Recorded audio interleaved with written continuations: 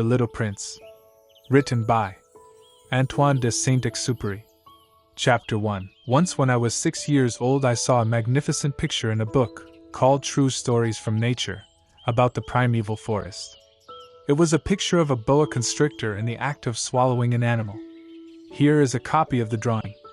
In the book it said, "Boa constrictors swallow their prey whole, without chewing it. After that they are not able to move, and they sleep through the 6 months that they need for digestion." I pondered deeply, then, over the adventures of the jungle. And after some work with a colored pencil I succeeded in making my first drawing. My drawing number 1, it looked like this. I showed my masterpiece to the grown-ups, and asked them whether the drawing frightened them. But they answered, "Frighten? Why should anyone be frightened by a hat?" My drawing was not a picture of a hat. It was a picture of a boa constrictor digesting an elephant, but since the grown-ups were not able to understand it, I made another drawing. I drew the inside of the boa constrictor, so that the grown-ups could see it clearly. They always need to have things explained. My drawing number 2 looked like this. The grown-ups' response, this time, was to advise me to lay aside my drawings of boa constrictors, whether from the inside or the outside, and devote myself instead to geography, history, arithmetic and grammar.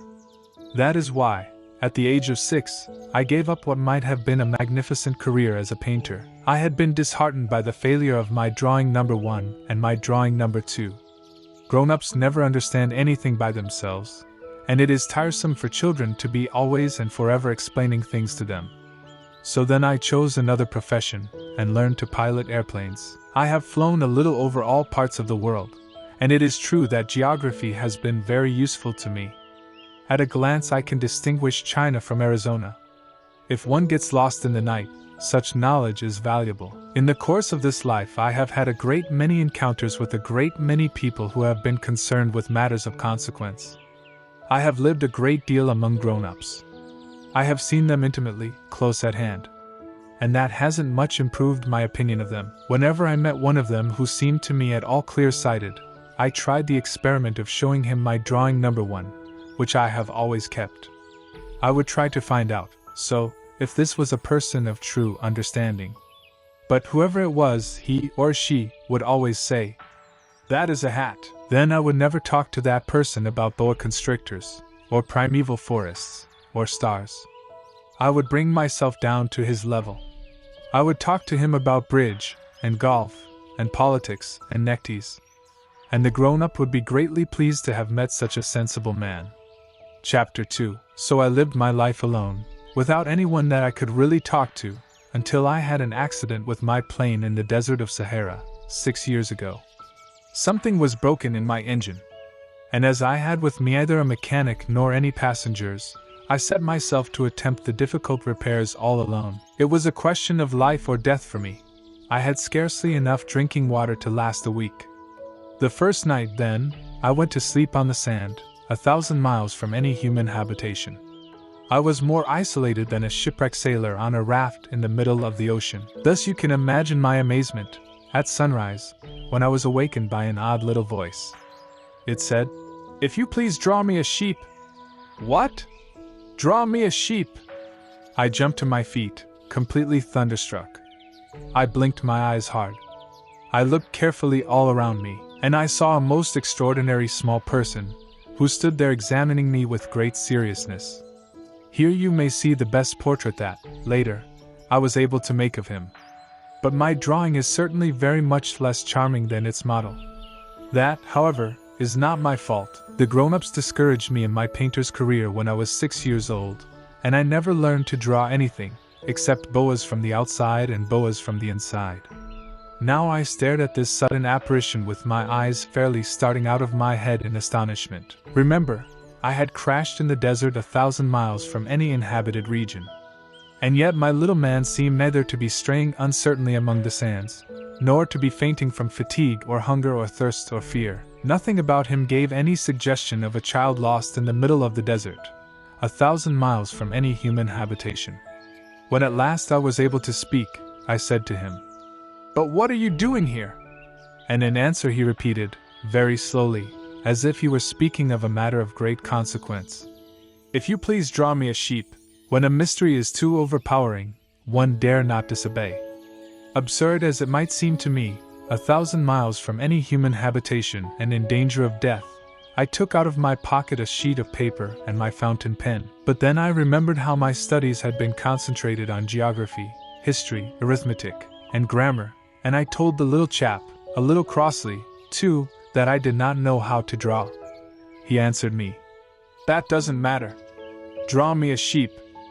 But I had never drawn a sheep. So I drew for him one of the 2 pictures I had drawn so often. It was that of the boa constrictor from the outside.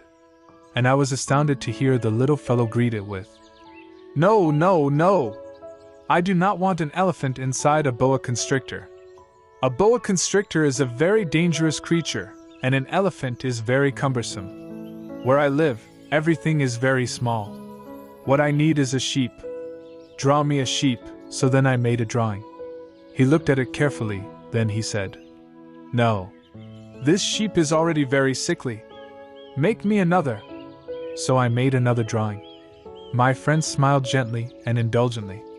"You see yourself," he said, "that this is not a sheep.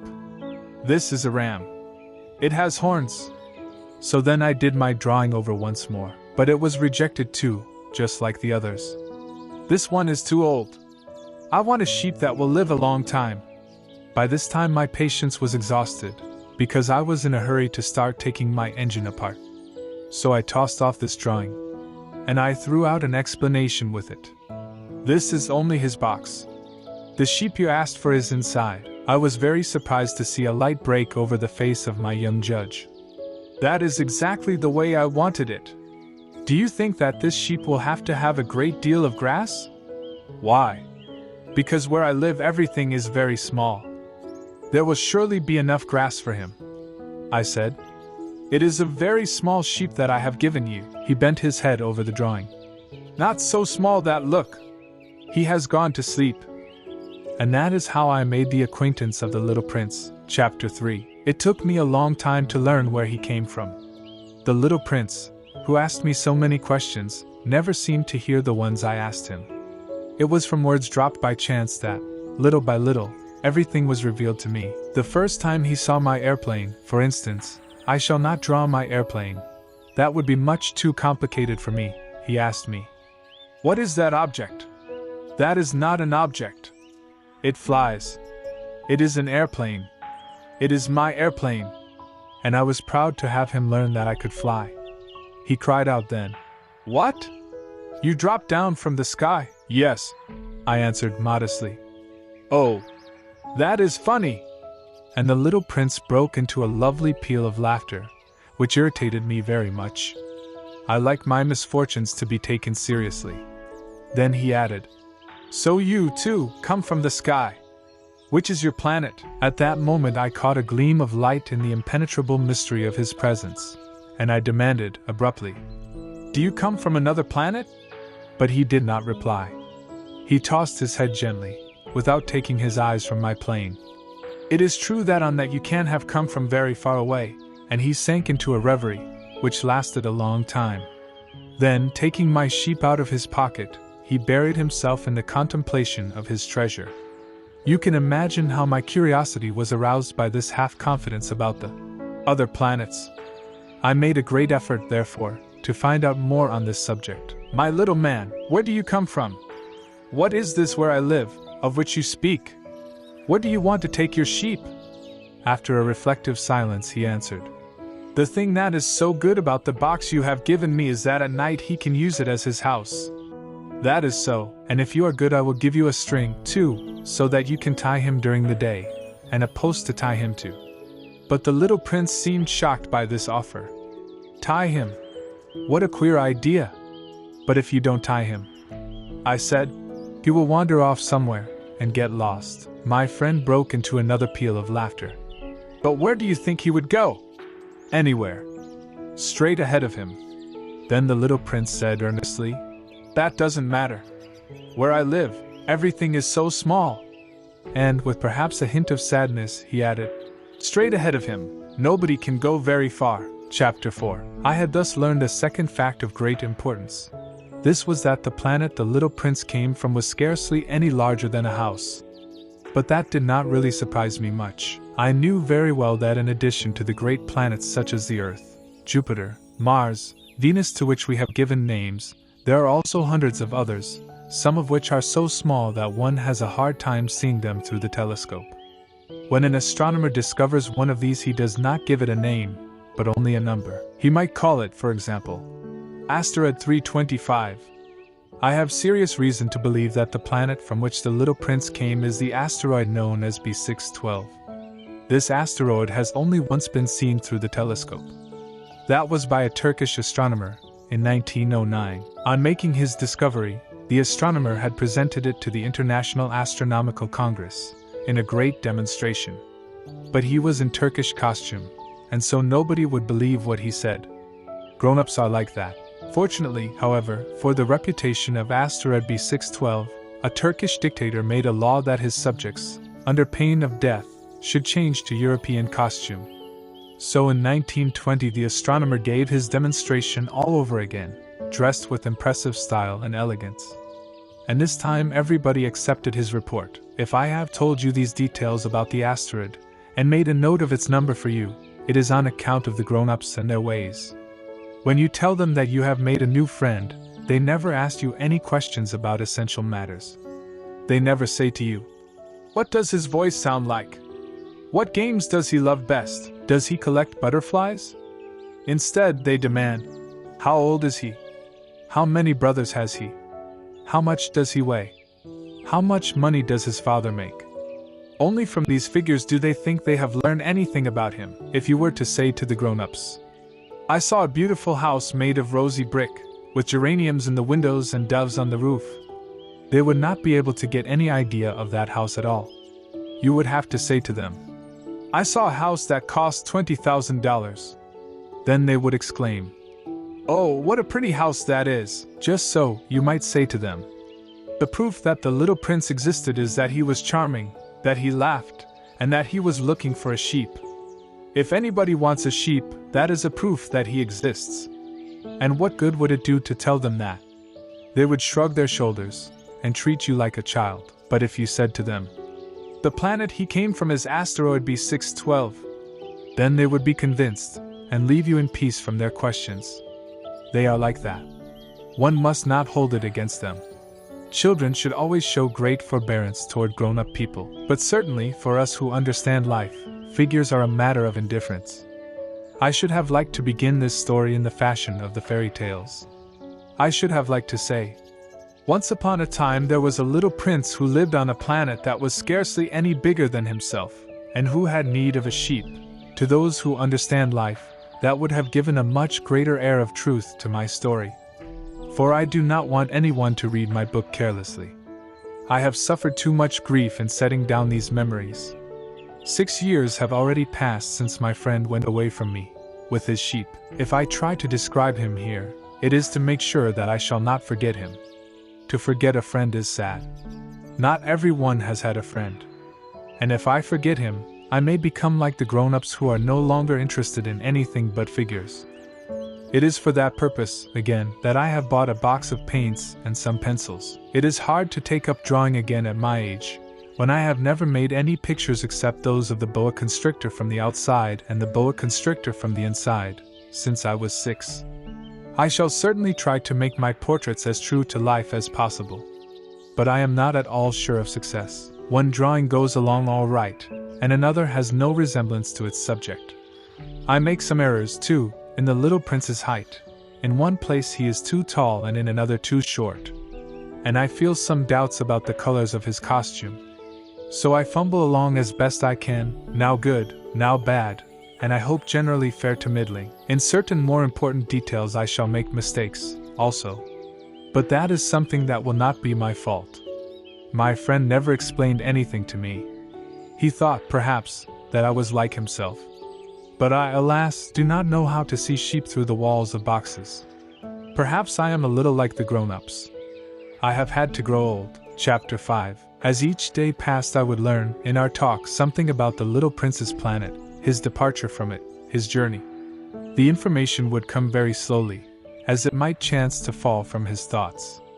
It was in this way that I heard, on the third day, about the catastrophe of the baobabs. This time, once more, I had the sheep to thank for it. For the little prince asked me abruptly, as if seized by a grave doubt. "It is true, isn't it, that sheep eat little bushes?" "Yes, that is true." "Ah, I am glad." I did not understand why it was so important that sheep should eat little bushes, but the little prince added, "Then it follows that they also eat baobabs?" I pointed out to the little prince that baobabs were not little bushes, but, on the contrary, trees as big as castles, and that even if he took a whole herd of elephants away with him, the herd would not eat up one single baobab. The idea of the herd of elephants made the little prince laugh. "We would have to put them one on top of the other," he said. But he made a wise comment. "Before they grow so big, the baobabs start out by being little." "That is strictly correct," I said. "But why do you want the sheep to eat the little baobabs?" He answered me at once. "Oh, come, come!" as if he were speaking of something that was self-evident. And I was obliged to make a great mental effort to solve this problem, without any assistance. Indeed, as I learned, there were on the planet where the little prince lived, as on all planets, good plants and bad plants. In consequence, there were good seeds from good plants, and bad seeds from bad plants. But seeds are invisible. They sleep deep in the heart of the earth's darkness, until someone among them is seized with the desire to awaken. Then this little seed will stretch itself and begin timidly at first to push a charming little sprig inoffensively upward toward the sun. If it is only a sprout of radish or the sprig of a rosebush, one would let it grow wherever it might wish. But when it is a bad plant, one must destroy it as soon as possible, the very first instant that one recognizes it. Now there were some terrible seeds on the planet that was the home of the little prince, and these were the seeds of the baobab. The soil of that planet was infested with them. A baobab is something you will never be able to get rid of if you attend to it too late. It spreads over the entire planet. It bores clear through it with its roots. And if the planet is too small, and the baobabs are too many, they split it in pieces. It is a question of discipline.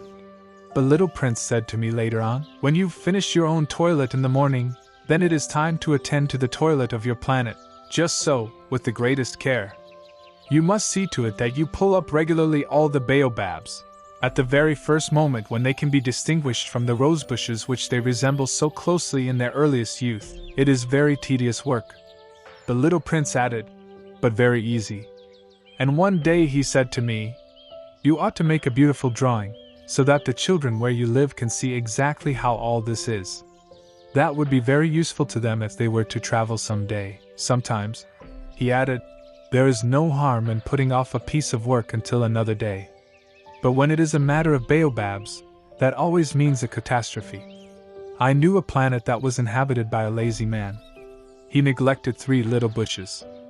So, as the little prince described it to me, I have made a drawing of that planet. I do not much like to take the tone of a moralist. But the danger of the baobabs is so little understood, and such considerable risks would be run by anyone who might get lost on an asteroid, that for once I am breaking through my reserve.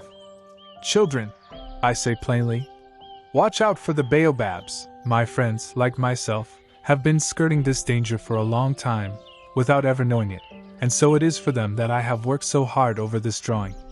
The lesson which I pass on by this means is worth all the trouble it has cost me. Perhaps you will ask me, why are there no other drawing in this book as magnificent and impressive as this drawing of the baobabs?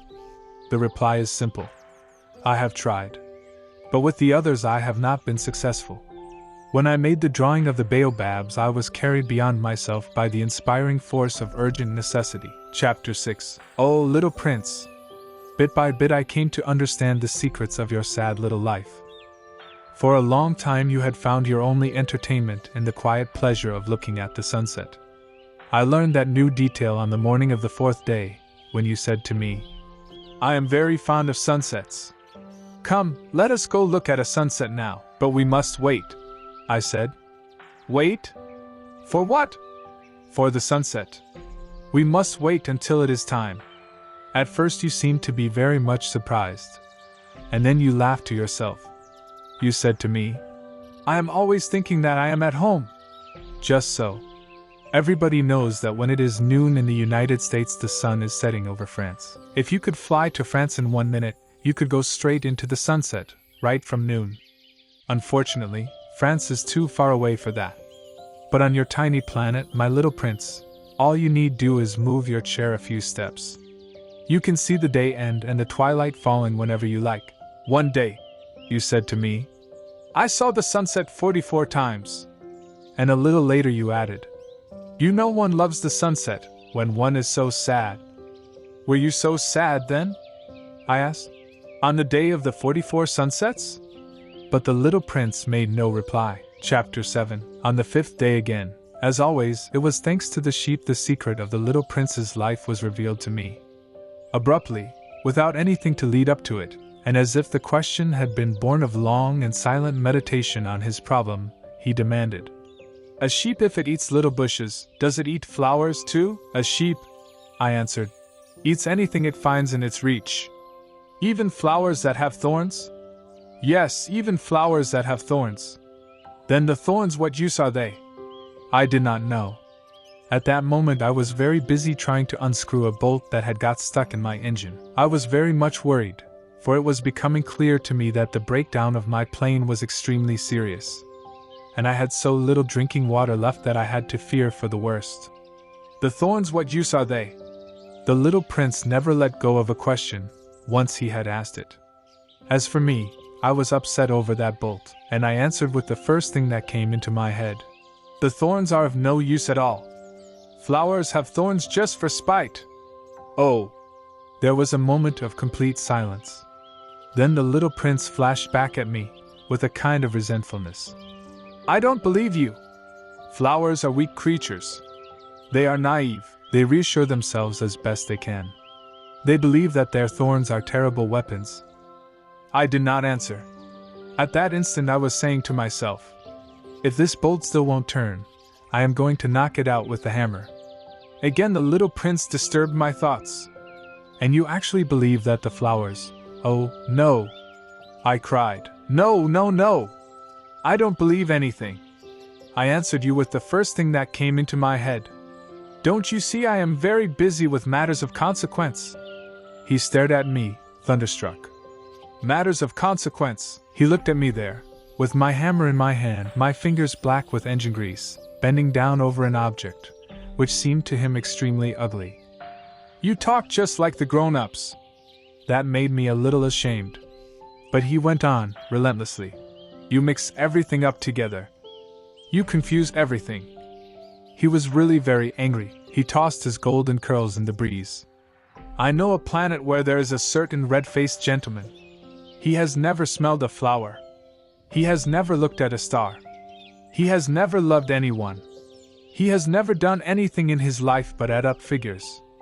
And all day he says over and over, just like you, I am busy with matters of consequence, and that makes him swell up with pride. But he is not a man, he is a mushroom. A what? A mushroom. The little prince was now white with rage. The flowers have been growing thorns for millions of years. For millions of years the sheep have been eating them just the same. And is it not a matter of consequence to try to understand why the flowers go to so much trouble to grow thorns, which are never of any use to them? Is the warfare between the sheep and the flowers not important? Is this not of more consequence than a fat red-faced gentleman's sums? And if I know myself one flower which is unique in the world, which grows nowhere but on my planet, but which one little sheep can destroy in a single bite some morning, without even noticing what he is doing, oh, you think that is not important? His face turned from white to red as he continued. If someone loves a flower, of which just one single blossom grows in all the millions and millions of stars, it is enough to make him happy just to look at the stars. He can say to himself, somewhere, my flower is there. But if the sheep eats the flower, in one moment all his stars will be darkened. And you think that is not important? He could not say anything more. His words were choked by sobbing. The night had fallen. I had let my tools drop from my hands. Of what moment now was my hammer, my bolt, or thirst, or death? On one star, one planet, my planet, the Earth, there was a little prince to be comforted. I took him in my arms and rocked him. I said to him, The flower that you love is not in danger. I will draw you a muzzle for your sheep. I will draw you a railing to put around your flower. I will. I did not know what to say to him. I felt awkward and blundering. I did not know how I could reach him, where I could overtake him and go on hand in hand with him once more. It is such a secret place, the land of tears. Chapter 8. I soon learned to know this flower better. On the little prince's planet, the flowers had always been very simple. They had only one ring of petals. They took up no room at all. They were a trouble to nobody. One morning they would appear in the grass, and by night they would have faded peacefully away. But one day, from a seed blown from no one knew where, a new flower had come up, and the little prince had watched very closely over this small sprout, which was not like any other small sprouts on his planet. It might, you see, have been a new kind of baobab. The shrub soon stopped growing, and began to get ready to produce a flower. The little prince, who was present at the first appearance of a huge bud, felt at once that some sort of miraculous apparition must emerge from it. But the flower was not satisfied to complete the preparations for her beauty in the shelter of her green chamber. She chose her colors with the greatest care. She adjusted her petals one by one. She did not wish to go out into the world all rumpled, like the field poppies. It was only in the full radiance of her beauty that she wished to appear. Oh yes! She was a coquettish creature, and her mysterious adornment lasted for days and days. Then one morning, exactly at sunrise, she suddenly showed herself, and after working with all this painstaking precision, she yawned and said, "Ah, I am scarcely awake. I beg that you will excuse me. My petals are still all disarranged." But the little prince could not restrain his admiration.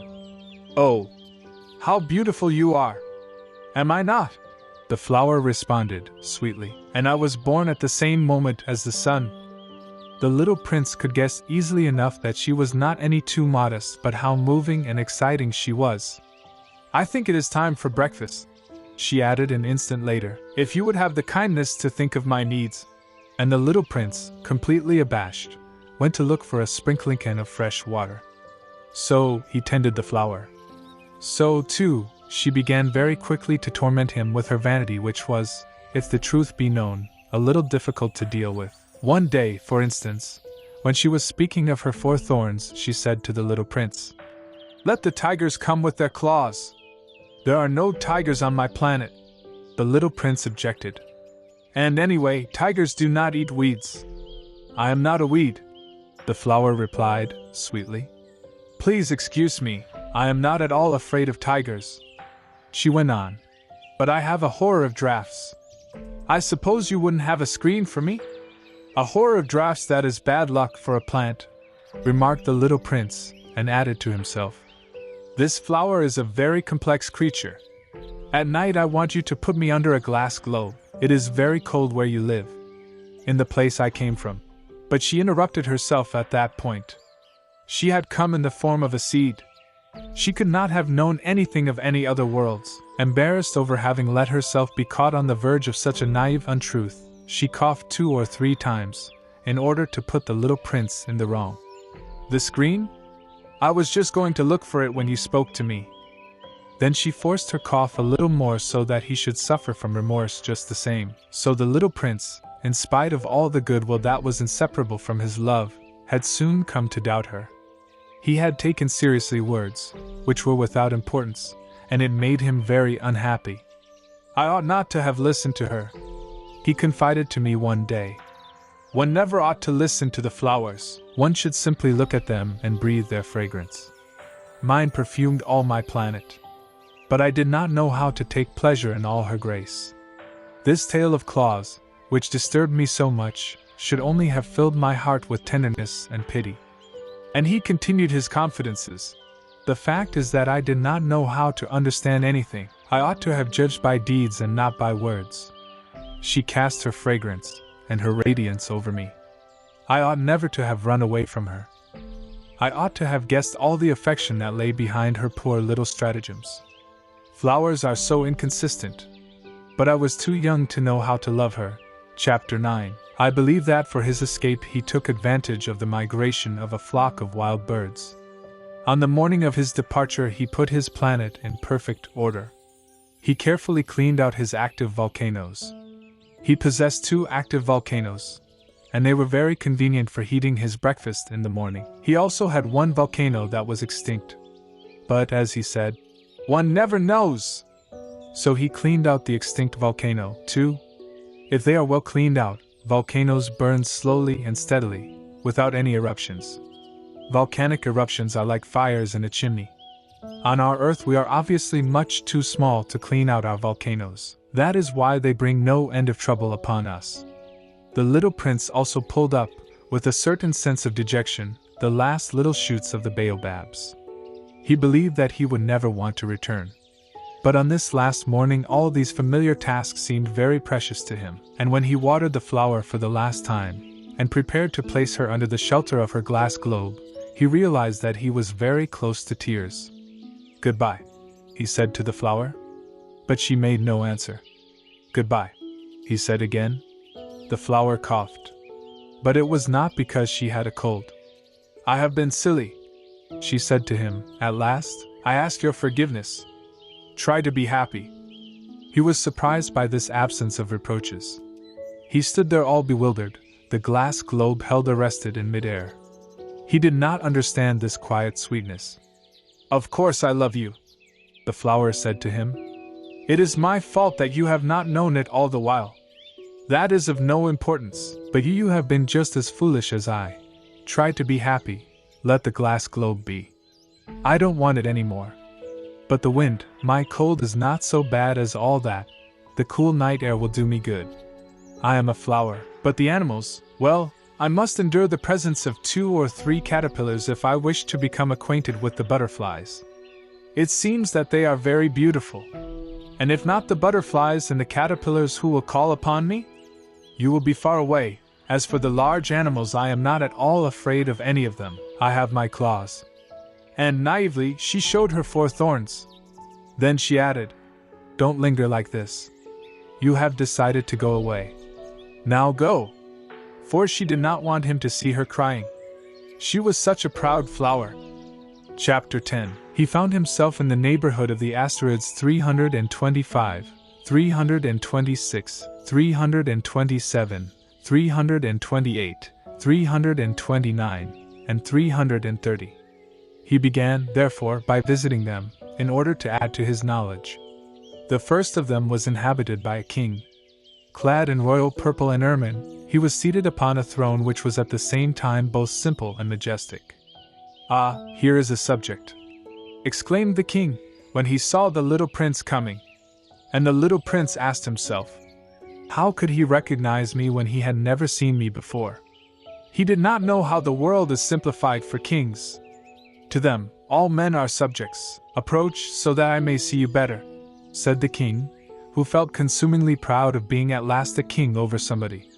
The little prince looked everywhere to find a place to sit down, but the entire planet was crammed and obstructed by the king's magnificent ermine robe.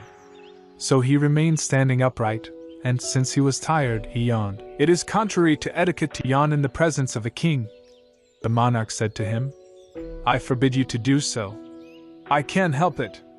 I can't stop myself," replied the little prince, thoroughly embarrassed. "I have come on a long journey, and I have had no sleep."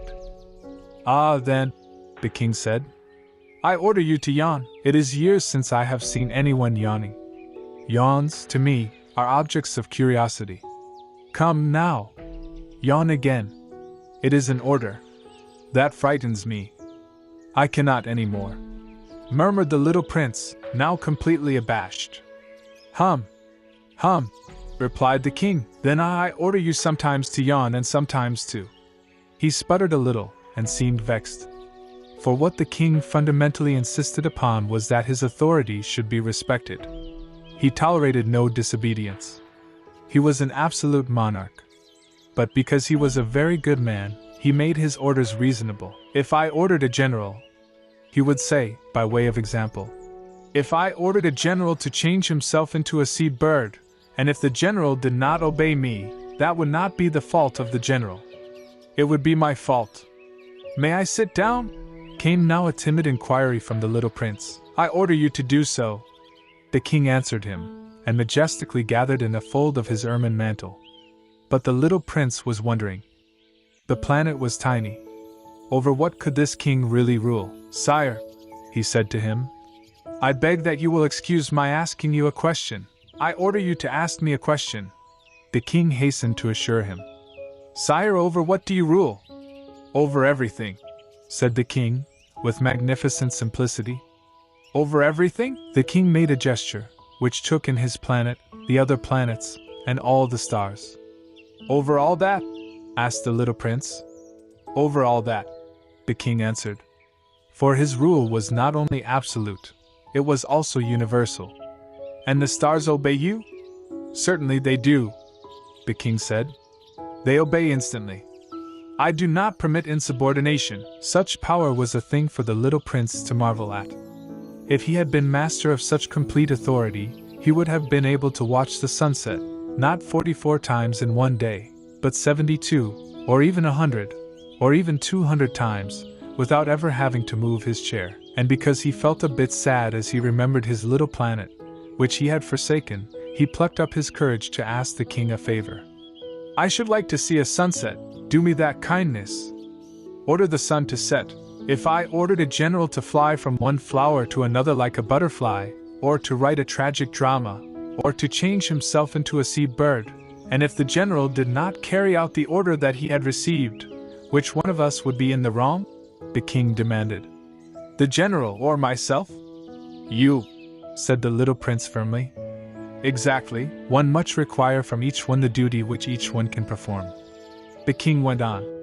Accepted authority rests first of all on reason. If you ordered your people to go and throw themselves into the sea, they would rise up in revolution. I have the right to require obedience because my orders are reasonable. Then my sunset? The little prince reminded him, for he never forgot a question once he had asked it. You shall have your sunset. I shall command it. But according to my science of government, I shall wait until conditions are favorable. When will that be? Inquired the little prince. Hum! Hum! Replied the king, and before saying anything else he consulted a bulky almanac. Hum! Hum! That will be that will be this evening about 20 minutes to 8. And you will see how well I am obeyed. The little prince yawned. He was regretting his lost sunset. And then, too, he was already beginning to be a little bored. I have nothing more to do here, he said to the king. So I shall set out on my way again. Do not go, said the king, who was very proud of having a subject. Do not go. I will make you a minister. Minister of what? Minister of justice. But there is nobody here to judge. We do not know that, the king said to him. I have not yet made a complete tour of my kingdom. I am very old.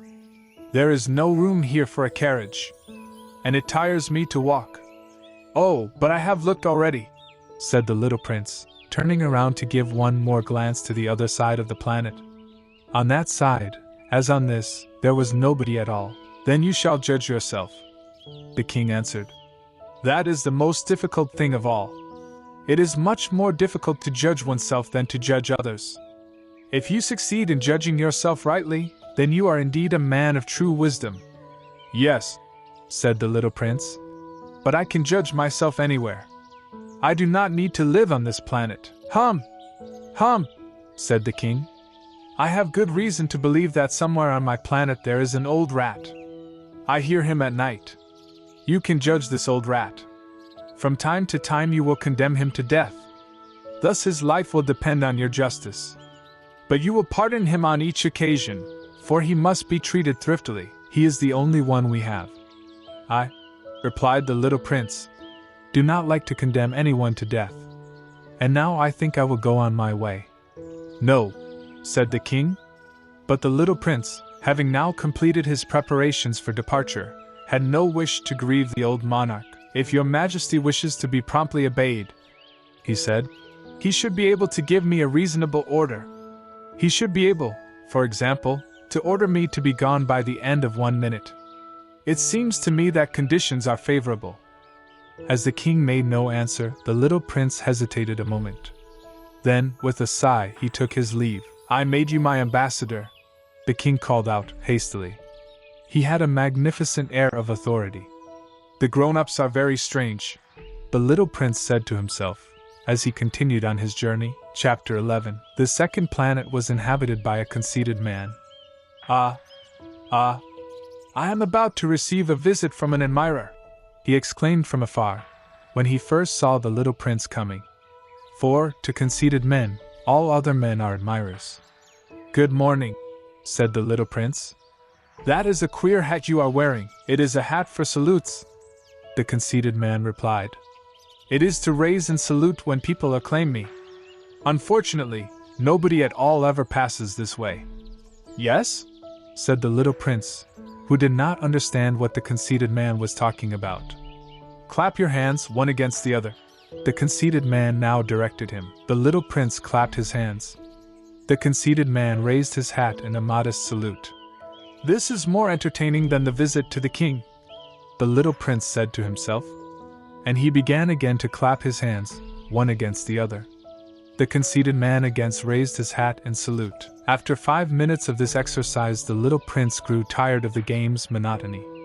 "And what should one do to make the hat come down?" he asked. But the conceited man did not hear him. Conceited people never hear anything but praise. "Do you really admire me very much?" he demanded of the little prince. "What does that mean, admire?" "To admire mean that you regard me as the handsomest, the best dressed, the richest, and the most intelligent man on this planet. But you are the only man on your planet. Do me this kindness. Admire me just the same." "I admire you," said the little prince, shrugging his shoulders slightly. "But what is there in that to interest you so much?" And the little prince went away. "The grown-ups are certainly very odd," he said to himself, as he continued on his journey. Chapter 12. The next planet was inhabited by a tippler. This was a very short visit, but it plunged the little prince into deep dejection. "What are you doing there?" he said to the tippler, whom he found settled down in silence before a collection of empty bottles and also a collection of full bottles. "I am drinking," replied the tippler, with a lugubrious air. "Why are you drinking?" demanded the little prince. "So that I may forget," replied the tippler. "Forget what?" inquired the little prince, who already was sorry for him. "Forget that I am ashamed," the tippler confessed, hanging his head. "Ashamed of what?" insisted the little prince, who wanted to help him. "Ashamed of drinking." The tippler brought his speech to an end, and shut himself up in an impregnable silence. And the little prince went away, puzzled. "The grown-ups are certainly very, very odd," he said to himself, as he continued on his journey. Chapter 13. The fourth planet belonged to a businessman. This man was so much occupied that he did not even raise his head at the little prince's arrival. "Good morning," the little prince said to him. "Your cigarette has gone out. 3 and 2 make 5. 5 and 7 make 12. 12 and 3 make 15. Good morning. 15 and 7 make 22. 22 and 6 make 28. I haven't time to light it again. 26 and 5 make 31. Phew. Then that makes 501,622,731. 500 million what?" asked the little prince. "Eh? Are you still there?" 501 million. I can't stop. I have so much to do. I am concerned with matters of consequence. I don't amuse myself with balderdash. 2 and 5 make 7. 501 million what? Repeated the little prince, who never in his life had let go of a question once he had asked it. The businessman raised his head. "During the 54 years that I have inhabited this planet, I have been disturbed only 3 times. The first time was 22 years ago, when some giddy goose fell from goodness knows where. He made the most frightful noise that resounded all over the place, and I made 4 mistakes in my addition. The second time, 11 years ago, I was disturbed by an attack of rheumatism. I don't get enough exercise. I have no time for loafing. The third time, well, this is it. I was saying, then, 501 millions. Millions of what?" The businessman suddenly realized that there was no hope of being left in peace until he answered this question. "Millions of those little objects," he said. Which one sometimes sees in the sky? Flies? Oh no. Little glittering objects. Bees? Oh no. Little golden objects that set lazy men to idle dreaming. As for me, I am concerned with matters of consequence. There is no time for idle dreaming in my life. Ah, you mean the stars? Yes, that's it. The stars. And what do you do with 500 millions of stars? 501,622,731. I am concerned with matters of consequence. I am accurate. And what do you do with these stars? What do I do with them? Yes. Nothing. I own them. You own the stars? Yes. But I have already seen a king who kings do not own, they reign over. It is a very different matter. And what good does it do you to own the stars? It does me the good of making me rich. And what good does it do you to be rich? It makes it possible for me to buy more stars, if any are ever discovered. This man, the little prince said to himself, reasons a little like my poor tippler. Nevertheless, he still had some more questions. How is it possible for one to own the stars? To whom do they belong? The businessman retorted peevishly. I don't know.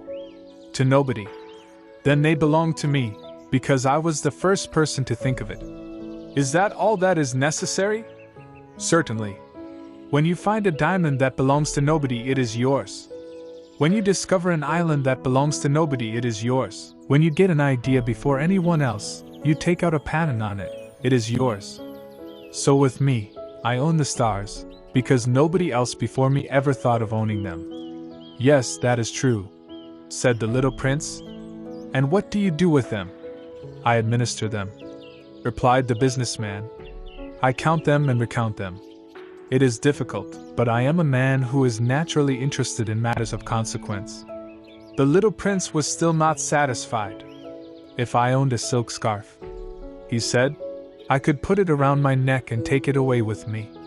If I owned a flower, I could pluck that flower and take it away with me. But you cannot pluck the stars from heaven. No, but I can put them in the bank. Whatever does that mean? That means that I write the number of my stars on a little paper. And then I put this paper in a drawer and lock it with a key. And that is all? That is enough, said the businessman. It is entertaining, thought the little prince.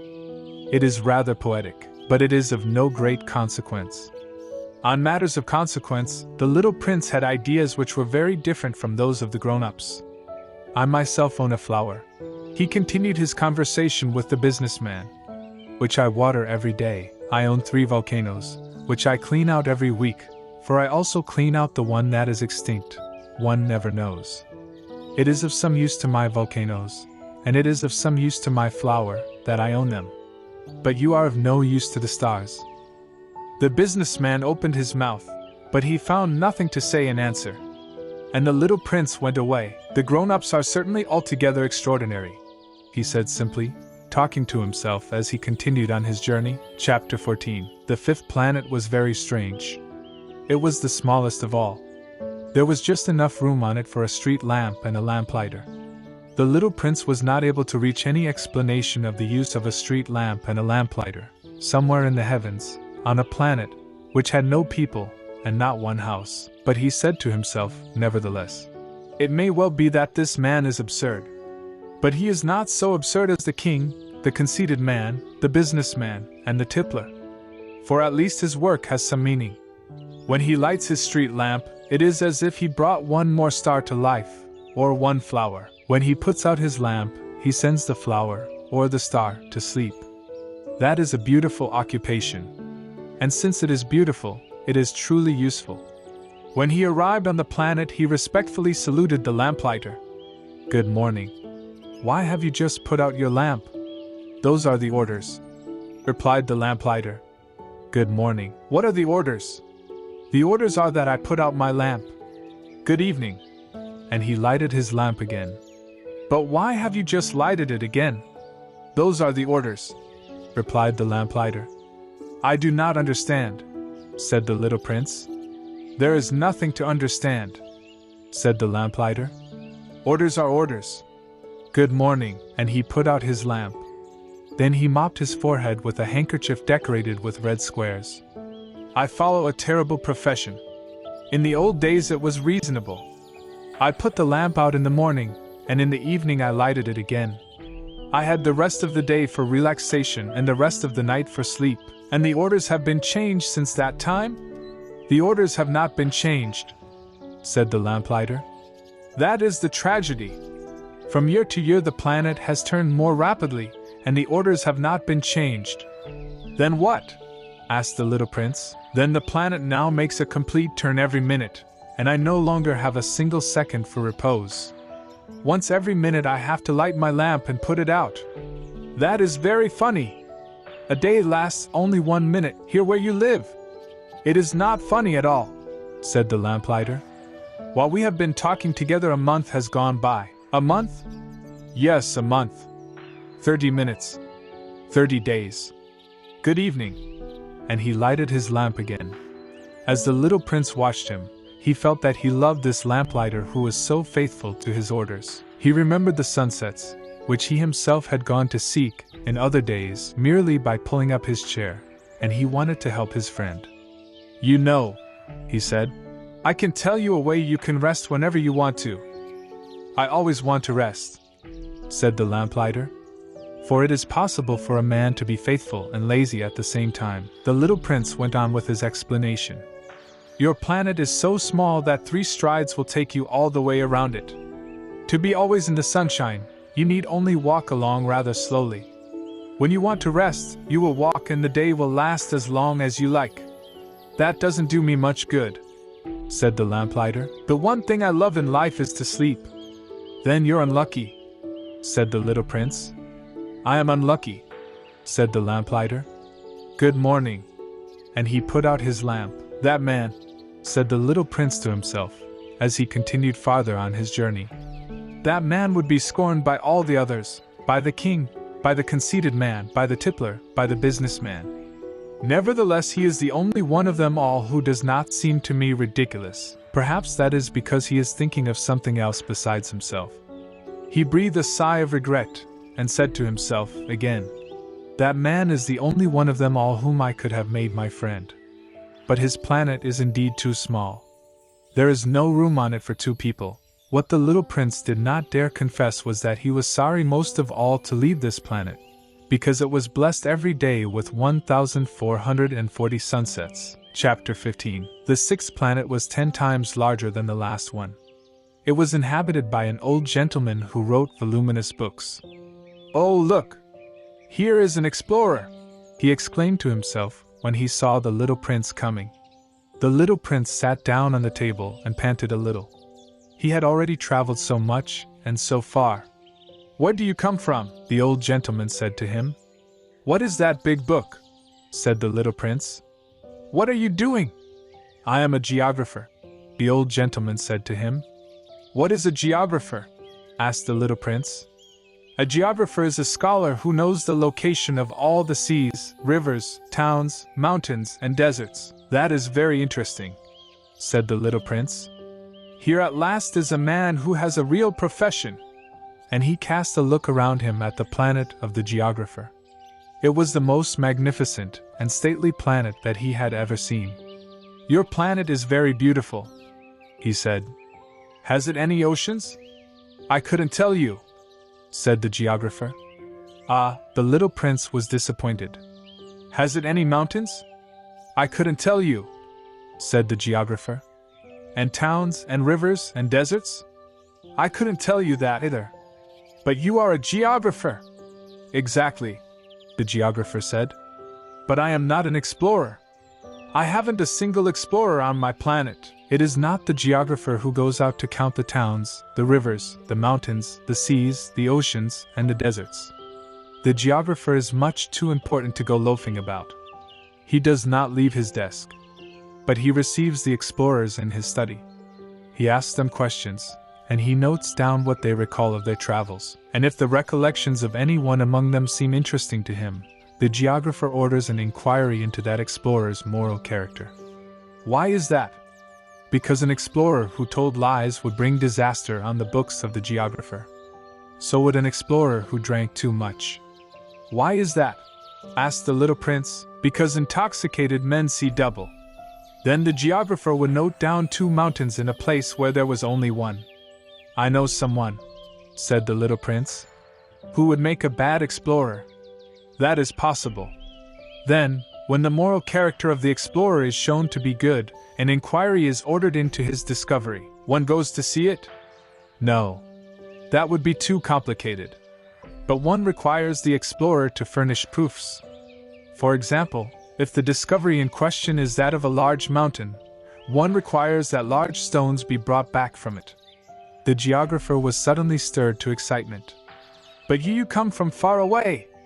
You are an explorer. You shall describe your planet to me. And having opened his big register, the geographer sharpened his pencil. The recitals of explorers are put down first in pencil. One waits until the explorer has furnished proofs, before putting them down in ink. Well, said the geographer expectantly. Oh, where I live, said the little prince. It is not very interesting. It is all so small. I have 3 volcanoes. 2 volcanoes are active and the other is extinct. But one never knows. One never knows, said the geographer. I have also a flower. We do not record flowers, said the geographer. Why is that? The flower is the most beautiful thing on my planet. We do not record them, said the geographer, because they are ephemeral. What does that mean, ephemeral? Geographies, said the geographer, are the books which, of all books, are most concerned with matters of consequence. They never become old-fashioned. It is very rarely that a mountain changes its position. It is very rarely that an ocean empties itself of its waters. We write of eternal things. But extinct volcanoes may come to life again. The little prince interrupted. What does that mean, ephemeral? Whether volcanoes are extinct or alive, it comes to the same thing for us, said the geographer. The thing that matters to us is the mountain. It does not change. But what does that mean, ephemeral? Repeated the little prince, who never in his life had let go of a question once he had asked it. It means, which is in danger of speedy disappearance. Is my flower in danger of speedy disappearance? Certainly it is. My flower is ephemeral, the little prince said to himself. And she has only 4 thorns to defend herself against the world. And I have left her on my planet, all alone. That was his first moment of regret, but he took courage once more.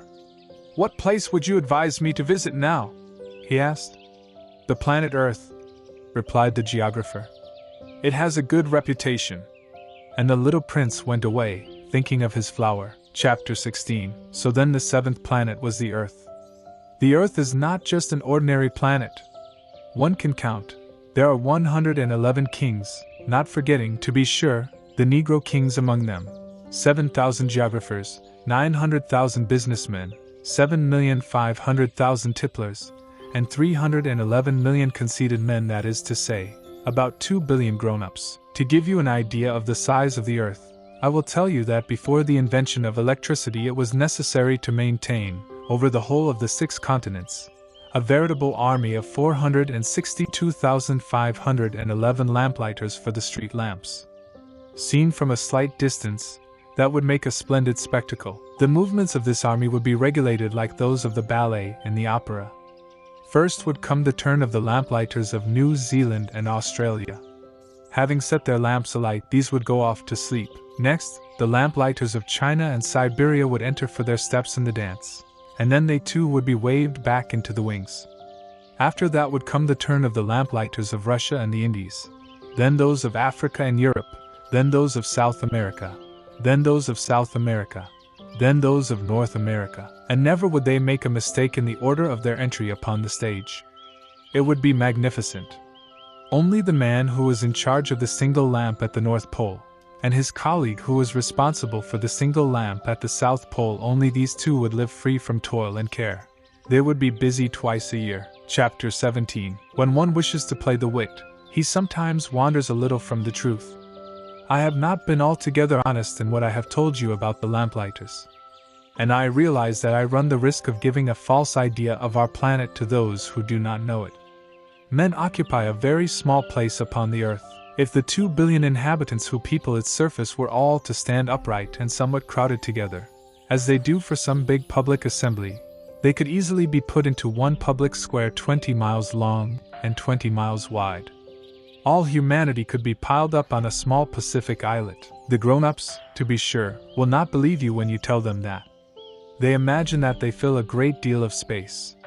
They fancy themselves as important as the baobabs. You should advise them, then, to make their own calculations. They adore figures, and that will please them. But do not waste your time on this extra task. It is unnecessary. You have, I know, confidence in me. When the little prince arrived on the earth, he was very much surprised not to see any people. He was beginning to be afraid he had come to the wrong planet, when a coil of gold, the color of the moonlight, flashed across the sand. "Good evening," said the little prince courteously. "Good evening," said the snake. "What planet is this on which I have come down?" asked the little prince. "This is the earth, this is Africa," the snake answered. "Ah, then there are no people on the earth?" "This is the desert. There are no people in the desert." "The earth is large," said the snake. The little prince sat down on a stone and raised his eyes toward the sky. "I wonder," he said, "whether the stars are set alight in heaven so that one day each one of us may find his own again. Look at my planet. It is right there above us. But how far away it is! It is beautiful," the snake said. "What has brought you here?" "I have been having some trouble with a flower," said the little prince.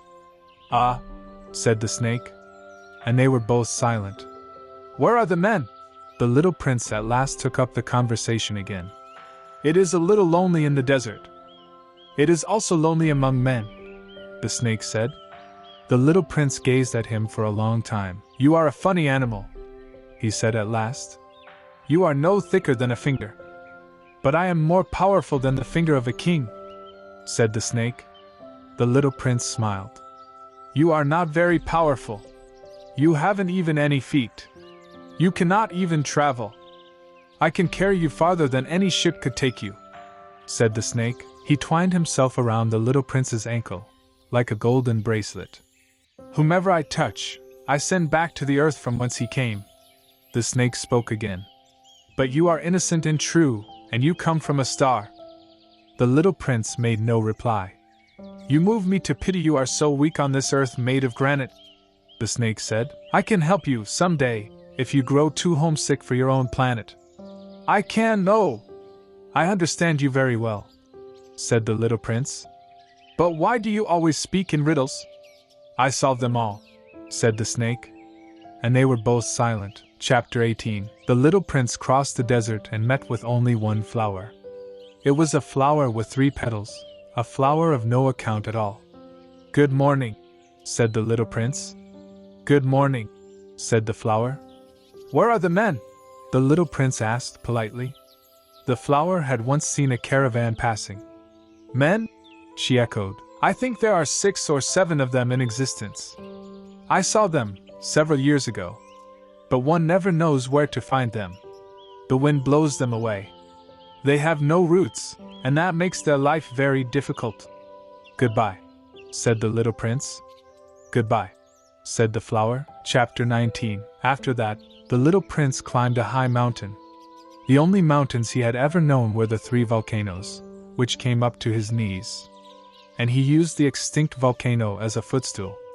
"From a mountain as high as this one," he said to himself, "I shall be able to see the whole planet at one glance, and all the people." But he saw nothing, save peaks of rock that were sharpened like needles. "Good morning," he said courteously. "Good morning, good morning, good morning," answered the echo. "Who are you?" said the little prince. "Who are you, who are you, who are you?" answered the echo. "Be my friends." "I am all alone," he said. "I am all alone, all alone, all alone," answered the echo. "What a queer planet," he thought. "It is altogether dry, and altogether pointed, and altogether harsh and forbidding. And the people have no imagination. They repeat whatever one says to them. On my planet I had a flower. She always was the first to speak." Chapter 20. But it happened that after walking for a long time through sand, and rocks, and snow, the little prince at last came upon a road. And all roads lead to the abodes of men. "Good morning," he said. He was standing before a garden, all abloom with roses. "Good morning," said the roses. The little prince gazed at them. They all looked like his flower. "Who are you?" he demanded, thunderstruck. "We are roses," the roses said. And he was overcome with sadness. His flower had told him that she was the only one of her kind in all the universe. And here were 5,000 of them, all alike, in one single garden. She would be very much annoyed, he said to himself. If she should see that, she would cough most dreadfully, and she would pretend that she was dying, to avoid being laughed at.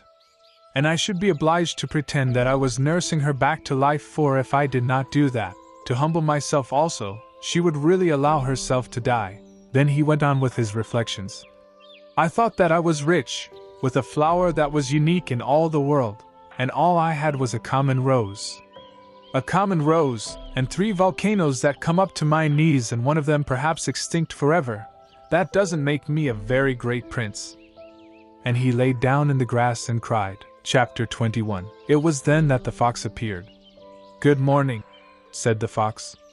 Good morning, the little prince responded politely, although when he turned around he saw nothing. I am right here, the voice said, under the apple tree. Who are you? Asked the little prince and added, You are very pretty to look at. I am a fox, said the fox. Come and play with me, proposed the little prince. I am so unhappy. I cannot play with you, the fox said.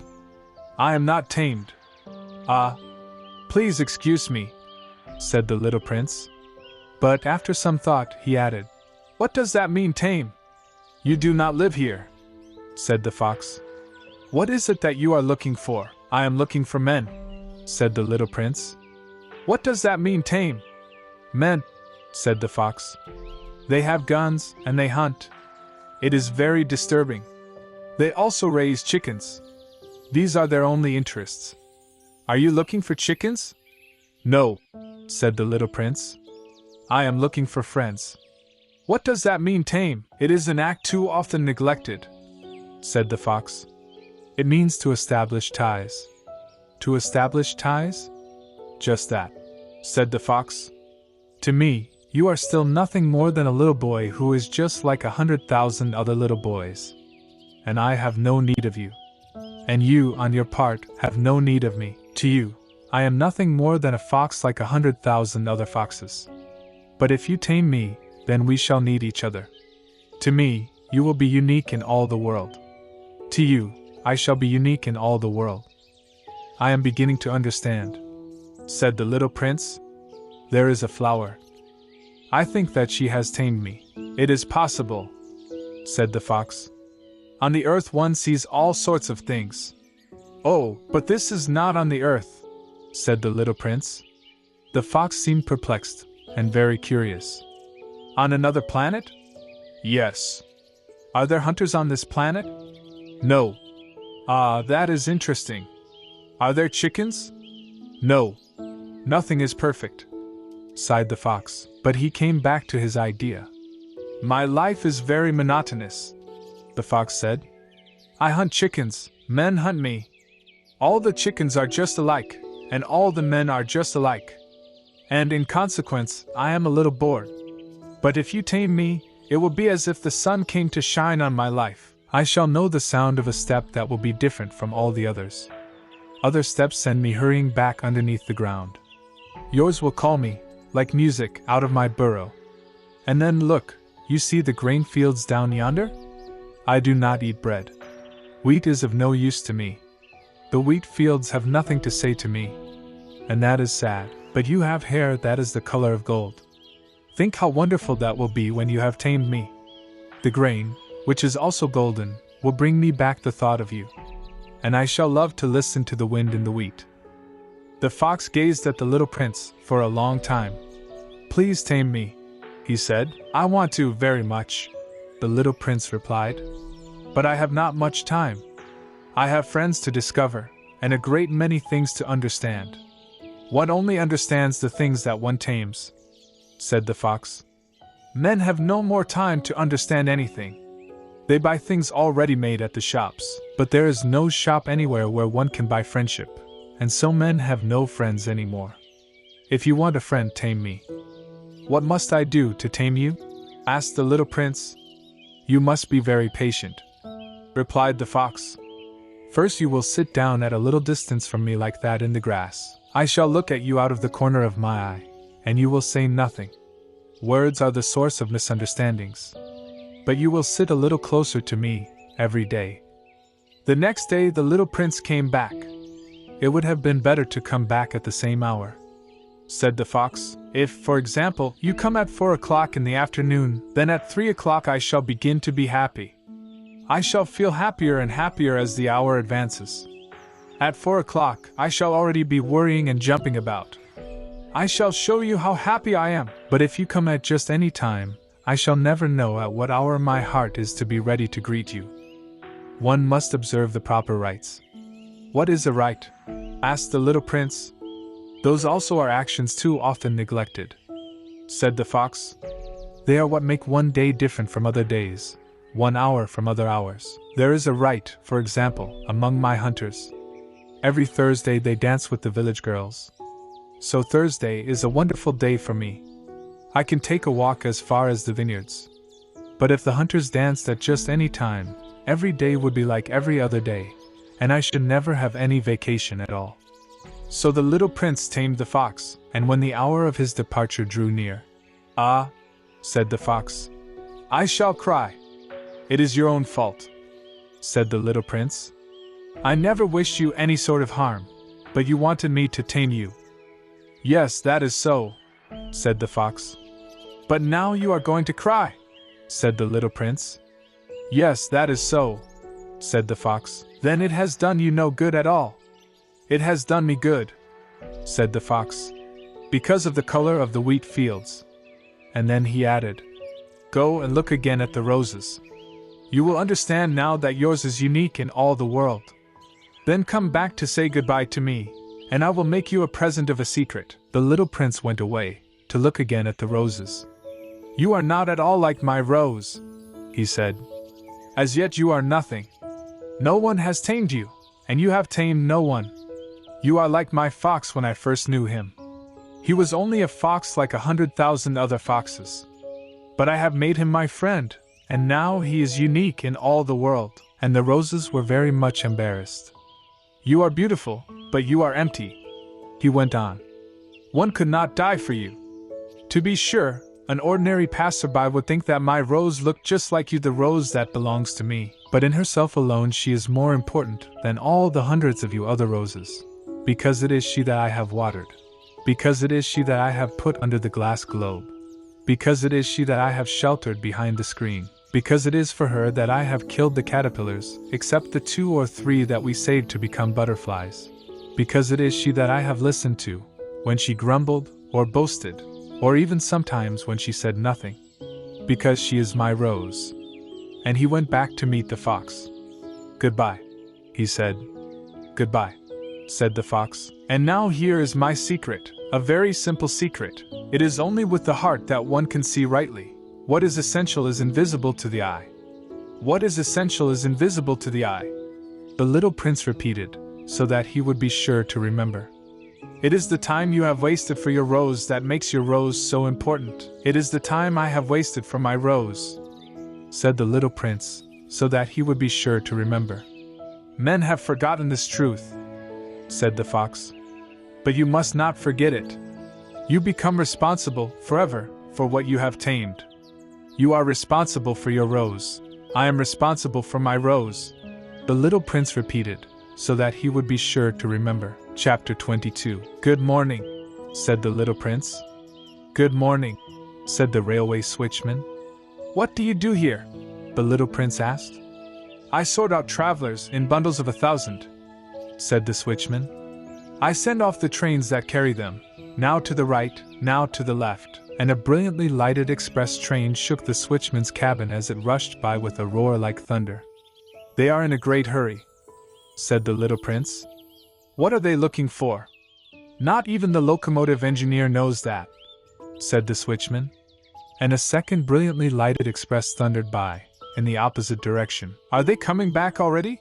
Demanded the little prince. These are not the same ones, said the switchman. It is an exchange. Were they not satisfied where they were? Asked the little prince. No one is ever satisfied where he is, said the switchman. And they heard the roaring thunder of a third brilliantly lighted express. Are they pursuing the first travelers? Demanded the little prince. They are pursuing nothing at all, said the switchman. They are asleep in there, or if they are not asleep they are yawning. Only the children are flattening their noses against the window panes. Only the children know what they are looking for, said the little prince. They waste their time over a rag doll and it becomes very important to them, and if anybody takes it away from them, they cry. They are lucky, the switchman said. Chapter 23. Good morning, said the little prince. Good morning, said the merchant. This was a merchant who sold pills that had been invented to quench thirst. You need only swallow one pill a week, and you would feel no need of anything to drink. Why are you selling those? Asked the little prince. Because they save a tremendous amount of time, said the merchant. Computations have been made by experts. With these pills, you save 53 minutes in every week. And what do I do with those 53 minutes?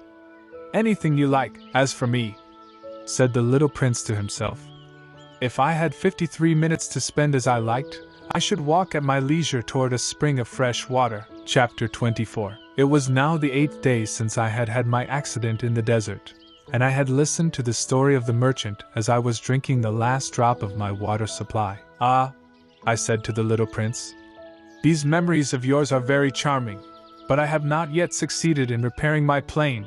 I have nothing more to drink, and I, too, should be very happy if I could walk at my leisure toward a spring of fresh water.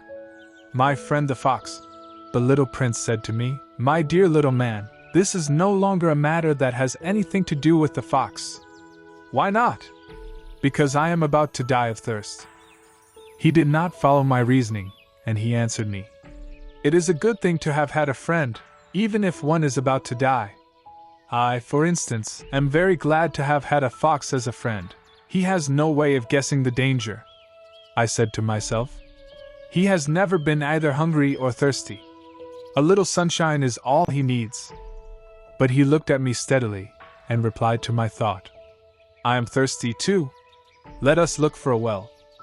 I made a gesture of weariness. It is absurd to look for a well, at random, in the immensity of the desert. But nevertheless we started walking. When we had trudged along for several hours, in silence, the darkness fell, and the stars began to come out. Thirst had made me a little feverish, and I looked at them as if I were in a dream. The little prince's last words came reeling back into my memory. Then you are thirsty too? I demanded. But he did not reply to my question. He merely said to me, water may also be good for the heart. I did not understand this answer, but I said nothing. I knew very well that it was impossible to cross-examine him. He was tired. He sat down. I sat down beside him. And after a little silence he spoke again. The stars are beautiful, because of a flower that cannot be seen, I replied. Yes, that is so. And without saying anything more, I looked across the ridges of sand that were stretched out before us in the moonlight. The desert is beautiful, the little prince added, and that was true. I have always loved the desert. One sits down on a desert sand dune, sees nothing, hears nothing. Yet through the silence something throbs and gleams. What makes the desert beautiful? Said the little prince. Is that somewhere it hides a well? I was astonished by a sudden understanding of that mysterious radiation of the sands. When I was a little boy I lived in an old house, and legend told us that a treasure was buried there. To be sure, no one had ever known how to find it. Perhaps no one had ever even looked for it. But it cast an enchantment over that house. My home was hiding a secret in the depths of its heart.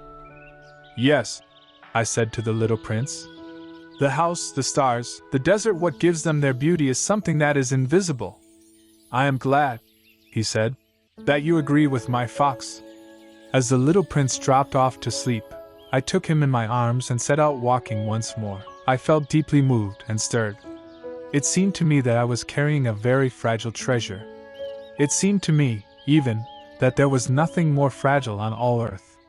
In the moonlight I looked at his pale forehead, his closed eyes, his locks of hair that trembled in the wind, and I said to myself, "What I see here is nothing but a shell. What is most important is invisible." As his lips opened slightly with the suspicious of a half-smile, I said to myself again, "What moves me so deeply about this little prince who is sleeping here is his loyalty to a flower, the image of a rose that shines through his whole being like the flame of a lamp, even when he is asleep." And I felt him to be more fragile still. I felt the need of protecting him, as if he himself were a flame that might be extinguished by a little puff of wind. And, as I walked on so, I found the well at daybreak. Chapter 25. Men, said the little prince, set out on their way in express trains, but they do not know what they are looking for. Then they rush about, and get excited, and turn round and round. And he added, "It is not worth the trouble." The well that we had come to was not like the wells of the Sahara. The wells of the Sahara are mere holes dug in the sand. This one was like a well in a village. But there was no village here, and I thought I must be dreaming. "It is strange," I said to the little prince. "Everything is ready for use, the pulley, the bucket, the rope." He laughed, touched the rope, and set the pulley to working, and the pulley moaned, like an old weather vane, which the wind has long since forgotten. "Do you hear?" said the little prince. "We have wakened the well, and it is singing." I did not want him to tire himself with the rope. "Leave it to me," I said. "It is too heavy for you." I hoisted the bucket slowly to the edge of the well and set it there happy, tired as I was, over my achievement. The song of the pulley was still in my ears, and I could see the sunlight shimmer in the still trembling water. "I am thirsty for this water," said the little prince. "Give me some of it to drink," and I understood what he had been looking for. I raised the bucket to his lips. He drank, his eyes closed. It was as sweet as some special festival treat. This water was indeed a different thing from ordinary nourishment. Its sweetness was born of the walk under the stars, the song of the pulley, and the effort of my arms. It was good for the heart, like a present. When I was a little boy, the lights of the Christmas tree, the music of the midnight mass, the tenderness of smiling faces, used to make up, so, the radiance of the gifts I received. "The men where you live," said the little prince, "raise 5,000 roses in the same garden, and they do not find in it what they are looking for." "They do not find it," I replied. "And yet what they are looking for could be found in one single rose, or in a little water." "Yes, that is true," I said, and the little prince added, "But the eyes are blind. One must look with the heart." I had drunk the water. I breathed easily. At sunrise the sand is the color of honey. And that honey color was making me happy, too.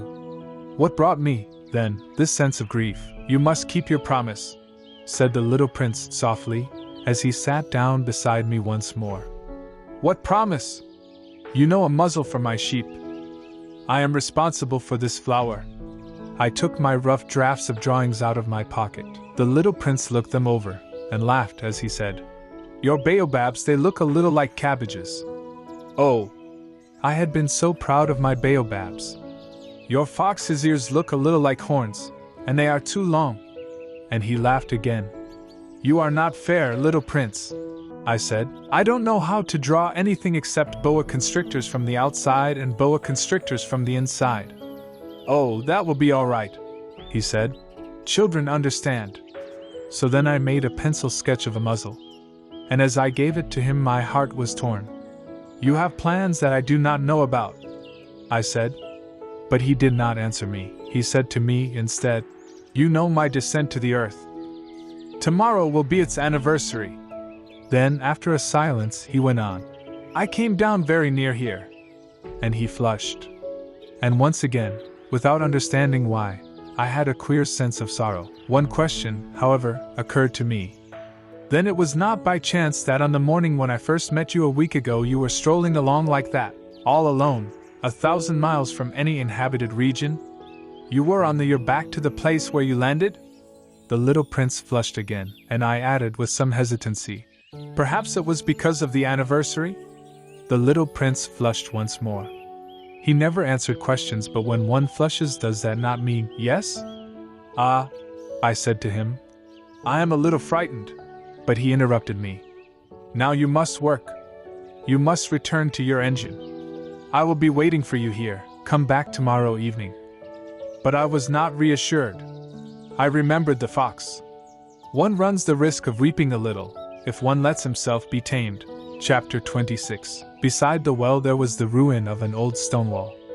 When I came back from my work, the next evening, I saw from some distance away my little prize sitting on top of a wall, with his feet dangling. And I heard him say, "Then you don't remember? This is not the exact spot." Another voice must have answered him, for he replied to it. Yes, it is the right day, but this is not the place. I continued my walk toward the wall. At no time did I see or hear anyone. The little prince, however, replied once again. Exactly. You will see where my track begins in the sand. You have nothing to do but wait for me there. I shall be there tonight. I was only 20 meters from the wall, and I still saw nothing. After a silence, the little prince spoke again. You have good poison? You are sure that it will not make me suffer too long? I stopped in my tracks, my heart torn asunder, but still I did not understand. Now go away, said the little prince. I want to get down from the wall. I dropped my eyes then to the foot of the wall, and I leaped into the air. There before me, facing the little prince, was one of those yellow snakes that take just 30 seconds to bring your life to an end. Even as I was digging into my pocket to get out my revolver, I made a running step back. But, at the noise I made, the snake let himself flow easily across the sand like the dying spray of a fountain, and in no apparent hurry, disappeared, with a light metallic sound, among the stones.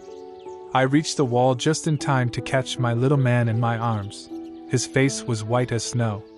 What does this mean? I demanded. Why are you talking with snakes? I had loosened the golden muffler that he always wore. I had moistened his temples, and had given him some water to drink.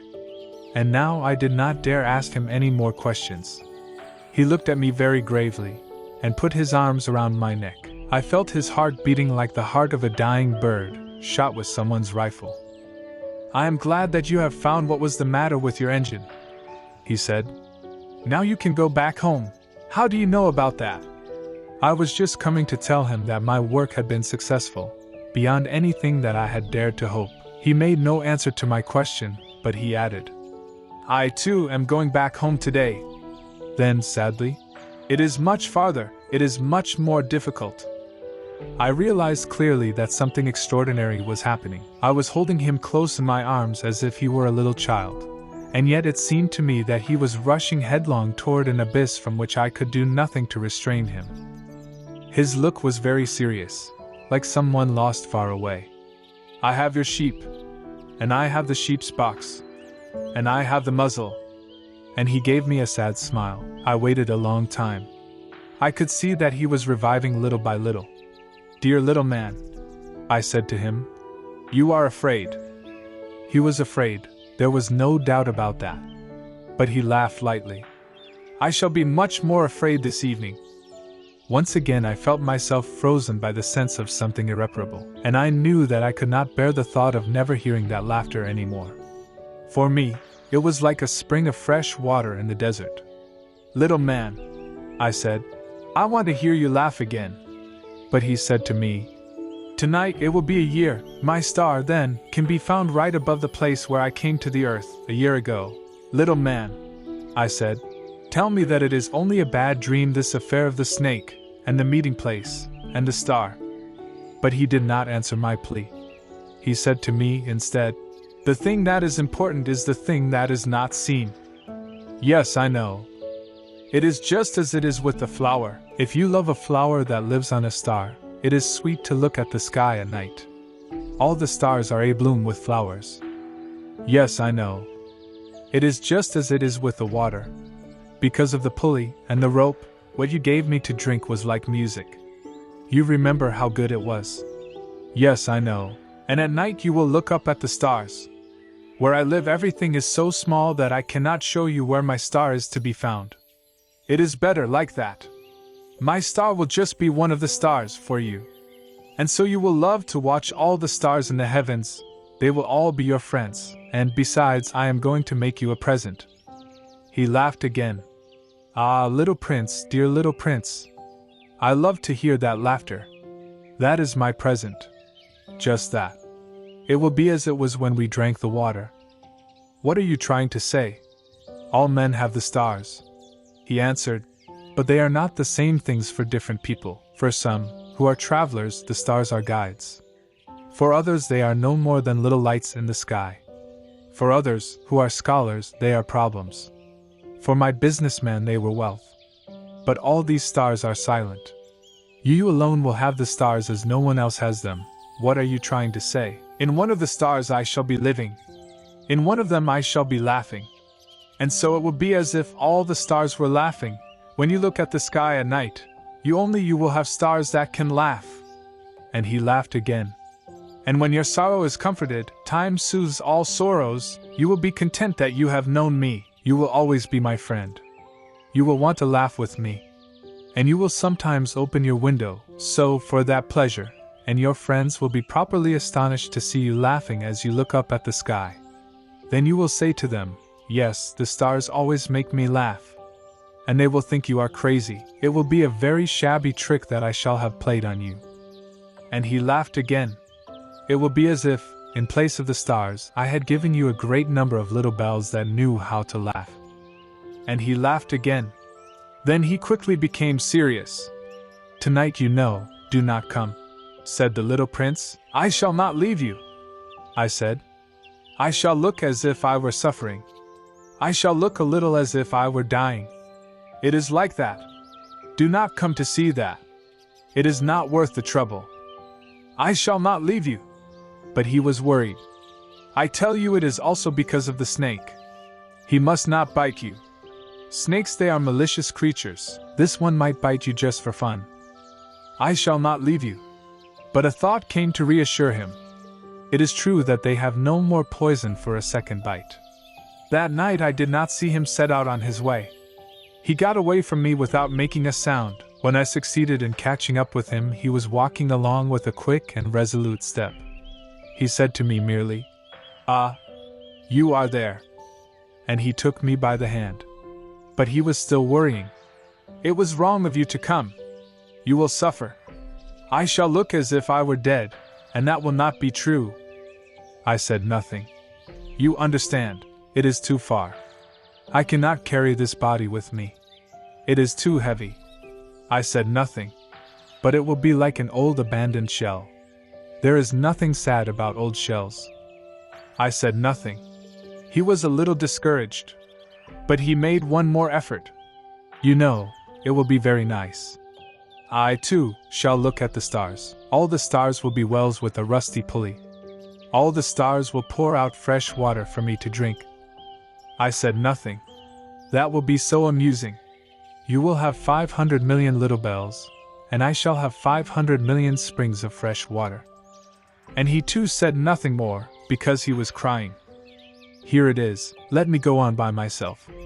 And he sat down, because he was afraid. Then he said again, "You know my flower. I am responsible for her. And she is so weak. She is so naive. She has 4 thorns, of no use at all, to protect herself against all the world." I too sat down, because I was not able to stand up any longer. "There now, that is all." He still hesitated a little, then he got up. He took 1 step. I could not move. There was nothing but a flash of yellow close to his ankle. He remained motionless for an instant. He did not cry out. He fell as gently as a tree falls. There was not even any sound, because of the sand. Chapter 27. And now 6 years have already gone by.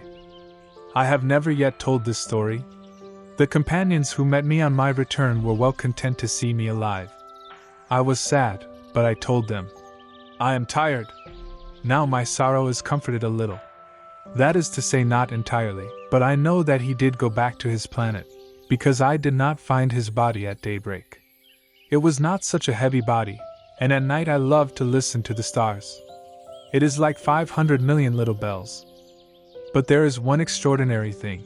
When I drew the muzzle for the little prince, I forgot to add the leather strap to it. He will never have been able to fasten it on his sheep. So now I keep wondering, what is happening on his planet? Perhaps the sheep has eaten the flower. At one time I say to myself, surely not! The little prince shuts his flower under her glass globe every night, and he watches over his sheep very carefully. Then I am happy, and there is sweetness in the laughter of all the stars.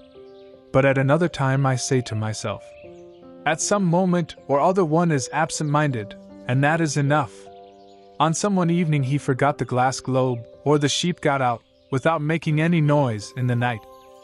And then the little bells are changed to tears. Here, then, is a great mystery. For you who also love the little prince, and for me, nothing in the universe can be the same if somewhere, we do not know where, a sheep that we never saw has yes or no, eaten a rose. Look up at the sky. Ask yourselves, is it yes or no? Has the sheep eaten the flower? And you will see how everything changes, and no grown-up will ever understand that this is a matter of so much importance. This is, to me, the loveliest and saddest landscape in the world. It is the same as that on the preceding page, but I have drawn it again to impress it on your memory. It is here that the little prince appeared on earth, and disappeared. Look at it carefully so that you will be sure to recognize it in case you travel some day to the African desert. And if you should come upon this spot, please do not hurry on. Wait for a time, exactly under the star. Then, if a little man appears who laughs, who has golden hair and who refuses to answer questions, you will know who he is. If this should happen, please comfort me. Send me word that he has come back. And,